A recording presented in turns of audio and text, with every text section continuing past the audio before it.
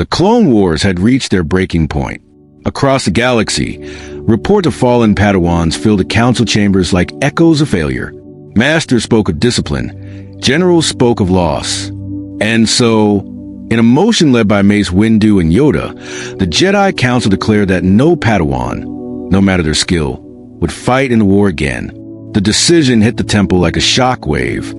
Training sabers clattered the floor as young Jedi learned they would be confined to meditation halls and archives while their masters faced the horrors of battle alone. To the Council, it was mercy. To the Padawans, it was exile. Anakin Skywalker stood among the dissenters. He argued that war was the only crucible where Jedi truly understood sacrifice and leadership. But his protests were dismissed, his words drowned beneath the Council's cold logic. Behind him, Ahsoka Tano listened in silence, her faith in the Order faltering. Across the galaxy, clone battalions felt the absence of their Jedi commanders. Coordination faltered, morale crumbled. On the Separatist side, Count Dooku smiled. He sensed division, a weakness born not from battle, but from fear. Anakin's anger simmered, not at the war, but at the decision that stripped purpose from those willing to fight. As night fell over Coruscant, he looked toward the distant stars, whispering a vow only the Force could hear. The Jedi had chosen restraint. Anakin Skywalker would not. Weeks passed since the Council's decree, yet the war raged on. Anakin watched from the temple balconies as transports left the front. Without him, without Ahsoka, the halls that once buzzed with the energy of young warriors now echoed with silence and restraint. For Anakin, it felt like suffocation. He pleaded with Obi-Wan to challenge the Council's judgment. "You know this is wrong," he said. "We're soldiers of the Republic, not prisoners of their fear." But Obi-Wan, torn between loyalty and duty, gave only silence. That silence burned deeper than any wound. Defying orders, Anakin took his starfighter and vanished into hyperspace. He returned to the 501st on Anaxes, where clones saluted him with relief and disbelief. "General Skywalker," Rex said softly. "The Council, they've forgotten what this war's about." Anakin cut in. "We haven't." Under his command, the 501st launched unsanctioned strikes against Separatist outposts. Victories came swiftly, but so did consequences. Reports of Skywalker's rogue missions reached Coruscant, and whispers spread to the temple. The Chosen One has broken faith with the Council. When the Council finally summoned him, Anakin stood unrepentant. "If protecting lives means defying your doctrine," he said, "then maybe it's a doctrine that's wrong." Yoda's gaze fell heavy with sorrow. Mace Windu's voice was cold.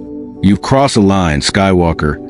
As the doors closed behind him, Ahsoka waited in the shadows, torn between her master's defiance and the order she still called home. The battlefield was no longer the same. Where once young Jedi led charges with fearless precision, now clone captains fought blind, relying on outdated orders and desperation. Entire campaigns stalled as communication faltered between systems. The Republic's once coordinated strategy splintered into isolated skirmishes. On Christophsis, the 501st endured a brutal siege. Without Ahsoka Tano's leadership, they fought like machines, efficient but hollow. Rex's voice crackled through the comms, steady but tired.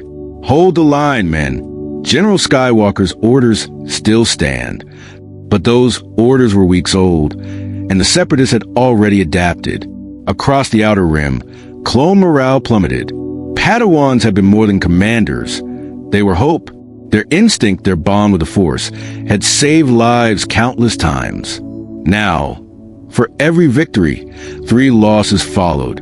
The enemy learned faster, struck harder, and the Senate began questioning the Jedi's leadership altogether.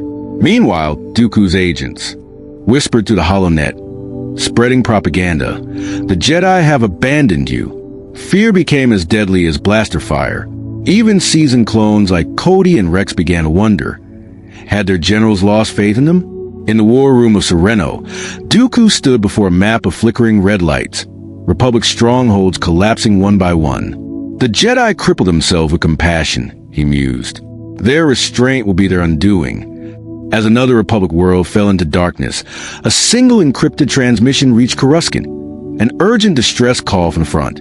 It carried one name, Ahsoka Tano. In the shadowed halls of Sereno, Count Dooku watched the war unfold exactly as he had foreseen. Reports of Jedi defiance and clone disorder filled his war table. To him, the Council's decree was not a mistake. It was a gift. Division had become the Republic's most vulnerable front. Dooku dispatched his most cunning agents, Asajj Ventress and a network of infiltrators, to fan the flames of chaos. Across the galaxy, false transmissions mimicked Jedi voices, ordering retreats and betrayals. Republic fleets turned on each other, their trust eroding one battle at a time. On Coruscant, whispers grew within the temple. Some masters questioned the wisdom of the decree. Others suspected Sith influence within their own order. The Council tightened its grip, forbidding independent missions and silencing dissent. Yet the more control they sought, the more unity slipped away. Meanwhile, on the Outer Rim, Anakin's rogue victories drew unwanted attention. Senators praised him as a hero, but to the Council, his actions became a symbol of rebellion. Dooku's agents exploited that narrative, spreading rumors that the Chosen One sought to overthrow the Jedi themselves. As the Republic's trust faltered, Dooku's fleets advanced with surgical precision, striking where confusion reigned. Every defeat deepened the Jedi's paranoia. Every whisper turned ally against ally. In his dimly lit chamber, Dooku ignited his crimson blade, smiling beneath the storm. "They destroy themselves," he murmured. At that moment, far from Sereno, Ahsoka Tano received an encrypted message bearing Anakin Skywalker's signature. The war had consumed the galaxy. Reports of fallen Padawans, young, untested, and dying far from home, haunted the council chambers. Yoda spoke first, his tone heavy with regret. "Too many we have lost. Preserve the future, we must." The council voted. Padawans were to be withdrawn from all combat operations, effective immediately. The decision was final, but its impact was instant. Masters stood in silence, torn between relief and resentment. For the younger Jedi, it was a betrayal. The war had forged them into leaders, soldiers, protectors, and now they were being told to stand aside. Ahsoka Tano received the order with disbelief. "They can't mean it," she told her master.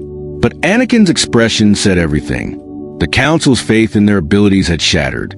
"They've let fear decide for them," he muttered. Across the Republic, clone units felt the absence of their Jedi commanders. The battlefronts grew chaotic, coordination faltered, and morale began to break. The Senate questioned the Jedi's judgment, while the Separatists struck harder, sensing weakness. Inside the temple, tension thickened. Padawans trained in silence. Masters avoided questions, and the Force itself seemed restless. For the first time, the Order's unity felt uncertain, its purpose clouded. That night, Anakin stood on the temple balcony, staring toward the war-torn stars. He clenched his fist, torn between duty and defiance. "If the Council won't fight for the Republic," he whispered, "then I will." And somewhere deep within the Force, something began to shift. The distress call from the Outer Rim was more than a plea. It was a reminder. Ahsoka Tano had watched in the temple as worlds burned, as clones she once led died without guidance. The Council's silence gnawed at her. When no Jedi answered the call, she made her choice. Under the cover of night, she slipped from Coruscant in a stolen transport. She shed her robes, her rank, her name. To the galaxy, she was no longer a Padawan, just another soldier in the shadows. Weeks later, on the war-torn world of Felucia, the 332nd Company fought a losing battle. Blaster fire cut to the jungle as clones fell, cornered by advancing droids. Then, a blue blade ignited. Ahsoka struck with precision and fury, cutting through waves of droids until silence fell. Rex could hardly believe it. "Commander, you came back?" "I never left," she answered, masking the tremor in her voice. Her return gave the clones something they hadn't felt in months: hope. Together, they began operating independently, liberating outposts the Republic had abandoned. The Council called them ghosts. To the soldiers, they became legends. But Ahsoka's actions didn't go unnoticed. Through intercepted transmissions, Mace Windu learned a rogue Jedi leading unsanctioned strikes. His suspicion turned toward only one name, Skywalker. As Ahsoka prepared for her next mission, her comm unit blinked with a private message. "You shouldn't have come back." It was Anakin's voice, cold, uncertain, and filled with fear. The council chamber was cold and silent as Anakin stood before them. Holograms flickered, battle reports, intercepted transmissions, and one undeniable fact. Ahsoka Tano had returned to war. "She acted under your influence," Mace Windu said, his tone sharp. "Your disobedience has spread like rot through the Order." Anakin's fists clenched. "I didn't send her, but at least she's doing something. While you sit here debating, men are dying out there." The words hung heavy in the air. Yoda's eyes narrowed. "Trust in the council. You must." "I did," Anakin snapped, his voice cracking. "And all it gave us was loss." Later, Obi-Wan found him in the temple hangar, pacing beside a starfighter. "You can't let them get to you, Anakin," he urged softly. "They mean well. They mean control." Anakin shot back. "They want soldiers who obey, not Jedi who think." When news arrived that Ahsoka's forces had been ambushed on Felucia, Anakin demanded to lead the rescue. The council denied him, citing his emotional instability. Something inside him broke. The Chosen One denied the chance to save his own apprentice. As he stormed from the chamber, the force churned around him, volatile, electric, alive with fury. He no longer saw guardians of peace, only hypocrites chained by fear. That night, as thunder rolled across Coruscant, a voice reached out through the shadows of the Force. "Your anger is justified, Lord Skywalker. The Jedi have betrayed you.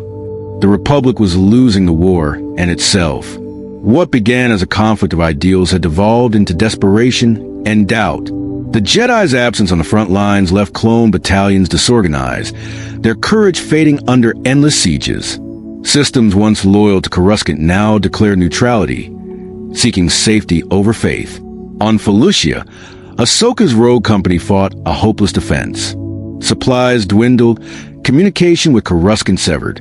Every victory cost more lives than it saved. Yet, across the HoloNet, her defiance became legend. To the soldiers, she was proof the Jedi still cared. To the Council, she was a threat to their crumbling authority. Meanwhile, Anakin spiraled deeper into anger. Confined to Coruscant under disciplinary observation, he watched helplessly as worlds fell. The Force whispered chaos, visions of fire, betrayal, and loss. He felt powerless, and in that void, another presence grew stronger.